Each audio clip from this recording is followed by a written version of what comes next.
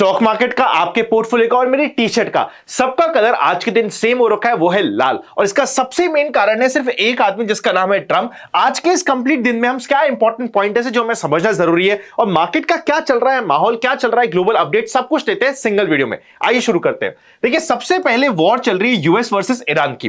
अब यूएस में जो ट्रंप साहब बैठे हैं, ट्रंप साहब कैसे, मैं बताता हूं। रात में से मेरे एक छोटा बेबी है, रात में 3 बजे उठा हुआ छोटा बेबी के जैसे है ट्रंप साहब।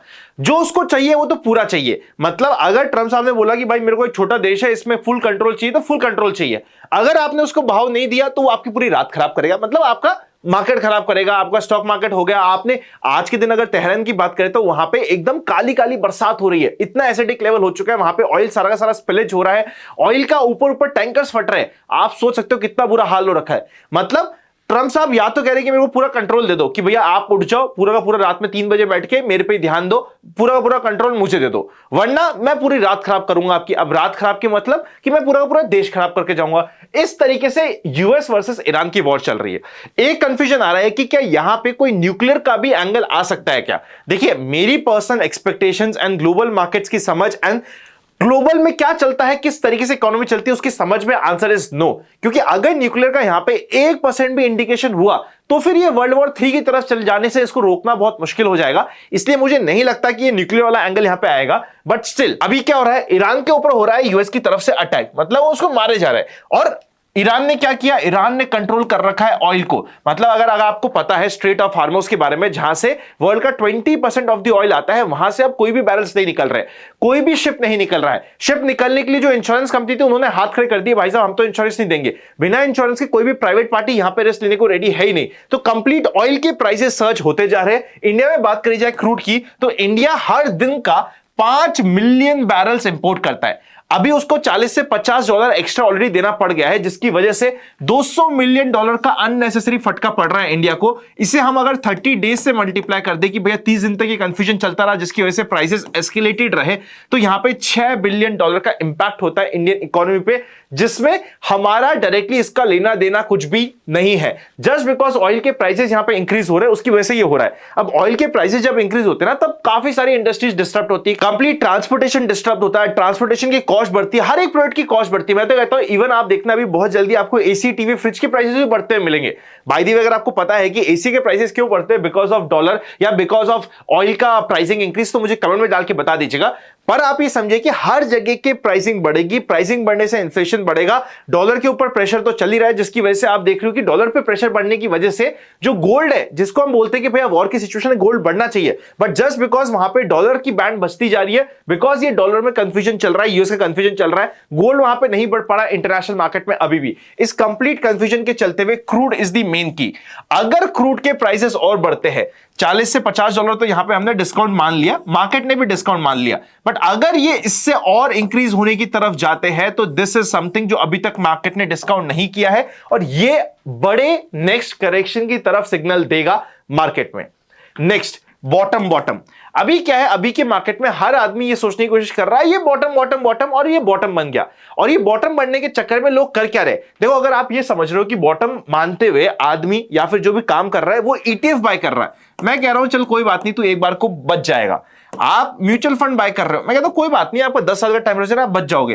पर ये सब कोई थोड़ा बाय करता है, लोग बाय करते हैं सीधा कॉल, कि भैया मैं बाय कर लेता हूं 24,500 का कॉल, और देखो 24,500 का कॉल आज तो बिल्कुल कोड़ी के भाव पे मिल रहा है। बाय चांस मार्केट बढ़ गया तो क्या होगा, ये जो होपिंग गेम हो रहा है ना, कि हर बॉटम पे आपको लग रहा है कि बॉटम बन गया, ये यहां पे डेंजरस हो रखा है। इस समय पे अगर आप अपनी एसआईपी चला रहे हैं, आपका लॉन्ग टर्म का माइंड होराइजन है, और जब भी वॉर में एसआईपी चलाई गई है 6 month and 1 year down the line वो पॉजिटिव रही है, हमें पता है, तो ये एसआईपी आप कर रहे हो तो बहुत अच्छी बात है। यहां पे अगर आप एसआईपी कर रहे हो, वेल एंड गुड, आपको करना चाहिए, एसआईपी पे ध्यान लगाना चाहिए।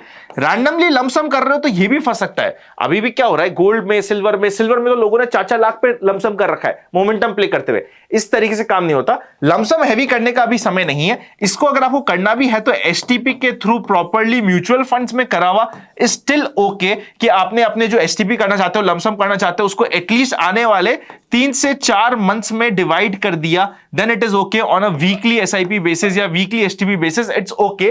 पर रैंडमली लमसम करना भी यहां पे डेंजरस हो सकता है, ये आपको समझना पड़ेगा। आपको अपने लमसम अगर 100 रुपया है तो 5 पार्ट में डिवाइड करिए, 20-20-20-20। अब निफ्टी के लेवल डिसाइड कीजिए कि 24,000 में मैं 20 रुपए लगाऊंगा, 23,000 में मैं अगला 20 लगाऊंगा, 22,000 में मैं अगला 20 लगाऊंगा, 21,000 में मैं अगला 20 लगाऊंगा, और 20,000 या फिर उसके नीचे गया तो मैं लास्ट 20 रुपए लगाऊंगा। ये आपको इस तरीके से प्लान करना पड़ेगा। मुझे नहीं पता आपके क्या प्लान चाहिए, पर वो प्लान आपको यहां पे करना in between of complete confusion complete war important होगा। इस वॉर में काफी लोग बोल रहे हैं कि क्या वॉर आने वाले 10 से 15 दिनों में खत्म हो जाएगा। देखो, इंडिया में नहीं पर यूएस में बेटिंग चलती है।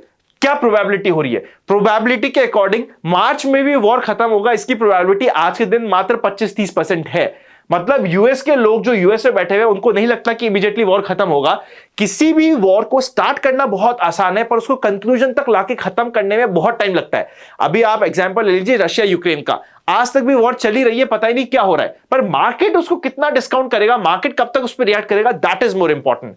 यहां पे क्योंकि क्रूड का, ऑयल का, एनर्जी का मैटर है, आई थिंक मार्केट के रिएक्शन का मैक्सिमम होता है इस इशू पे। जितना अभी तक इशू बन चुका है, जितना इशू अभी तक हमें पता है, मैक्सिमम मेरी पर्सनल अंडरस्टैंडिंग में आप मान लीजिए 10 दिन में मेजॉरिटी इंपैक्ट हमारे सामने होगा, मेजॉरिटी रिएक्शन हमारे सामने होगा। आप बोल तो सकते हो कि 100 रुपए का रिएक्शन देना है तो 90 रुपए का रिएक्शन हमारे सामने होने की प्रोबेबिलिटी बहुत हाई है। वॉर खत्म होने की प्रोबेबिलिटी मैं नहीं कह रहा हूं। फाइनली काफी सारे लोग बात करें कि क्या इसकी वजह से रिसेशन आ सकता है। ऑल्सो इसी ईयर के एंड में मिड टर्म इलेक्शन भी है ट्रंप के, तो क्या ये ट्रंप के इलेक्शन में इसको कैंपेन के जैसे यूज किया जाएगा? क्या उससे पहले ये बहुत जल्दी में खत्म करना चाहेगा? ये क्या सीन है? देखिए, मिड टर्म इलेक्शन के लिए ट्रंप क्या करेगा ये किसी को नहीं पता। हाँ, आप ये समझो कि हम ट्रंप जो सबसे ज्यादा अनप्रेडिक्टेबल हो रखा है अभी मार्केट में ऑल ओवर दी वर्ल्ड, उसको हम प्रेडिक्ट करेंगे, हमें उसको काम ही नहीं करना। रिसेशन की बात करते हैं।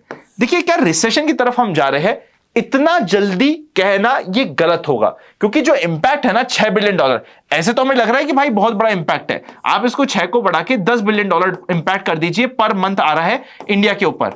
10 बिलियन इंडिया के लिए क्या होता है आप मुझे बताइए? इंडिया के लिए कितना छोटा अमाउंट है।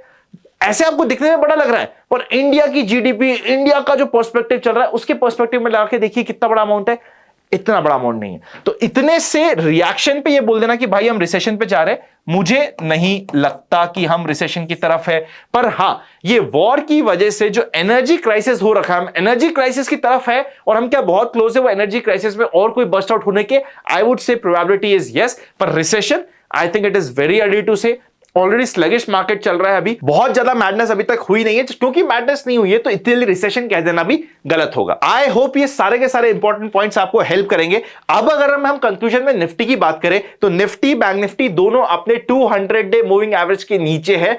ऐसे समय पे पोजिशनल ट्रेडिंग रैंडमली नहीं करी जाती है। स्विंग ट्रेडिंग में शॉर्ट और लॉन्ग दोनों साइड की ट्रेड्स आपके लिए रेडी रहना चाहिए। शॉर्ट के भी मौके बनेंगे, लॉन्ग के भी मौके बनेंगे, पर एक बड़े गैप डाउन के बाद कभी भी आपको वहां पे रैंडमली शॉर्ट नहीं करना होता, क्योंकि एक बड़े गैप डाउन के बाद यूजुअली मार्केट थोड़ा सा रिटेस्ट करता है, थोड़ा सा वेट करता है, फिर डिसाइड करता है कि उसको ऊपर जाना है या नीचे जाना है। वीकली बेसिस पे अगर आप चार्ट्स को चेकआउट करोगे तो निफ्टी ने, बैंक निफ्टी ने, दोनों ने अपने 50 वीक मूविंग एवरेज को तोड़ा है। उसको वापस से रिक्लेम करना is the first sign of strength. Market में एक ऐसा दिन चाहिए। अब मार्केट में सपोज करते हैं मुझे आज ट्रेडिंग करने की इच्छा है, कुछ बाइंग साइड में बैठने की इच्छा है और बहुत चुल हो रही है, भाई मैं वो चुल से पहले ध्यान रखूंगा। एक जनरल मार्केट ट्रेंड की हमने सीरीज बनाई थी, उस सीरीज में क्या करा था, एटलीस्ट पहला स्ट्रॉन्ग डे, एक ऐसा दिन जहां पे मार्केट तबीयत से बढ़े, 1.25% बढ़े एकदम स्ट्रेंथ के साथ, that would be the day जहां पे आपके लिए पहला ट्रिगर होगा कि हाँ यार, उस दिन के बॉटम को आप बॉटम मानते हुए पहले ट्रिगर पे वहां पे एडिशन करना, पॉजिटिव माइंडसेट के ऊपर ध्यान लगा सकते हो। Happy learning and I will see you very soon. सारे important links even mutual funds में हमारी टीम के थ्रू अगर आप एसआईपी करना चाहते हैं, लमसम करना चाहते हैं, अपने आरएम से बात करना चाहते हैं या इन्वेस्टमेंट्स करना चाहते हैं, डिस्क्रिप्शन में एक फॉर्म मिल जाएगा, फॉर्म को भर दीजिएगा।